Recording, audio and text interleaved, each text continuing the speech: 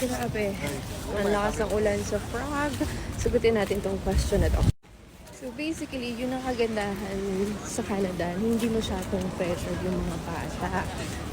Pero, may positive and negative effect din siya. Kasi importante din na matuto sila ng math, ng science, especially sa kukunin nilang program sa college. So, ang ginagawa namin, nag-extra work talaga kami sa anak namin. So, we bought this book sa Costco.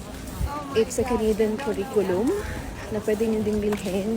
Mura lang siya. And then pwede nyo gamitin after school para ma-practice yung math. Kasi yung right now, yung anak ko, yung math niya medyo tagilid. So, ayun, yung math niya hindi ganun kaganda. Kaya kailangan namin siyang practicing sa bahay. Kaya, ayun, bilhin niyo yung book na yun. Mura lang naman. So, yeah.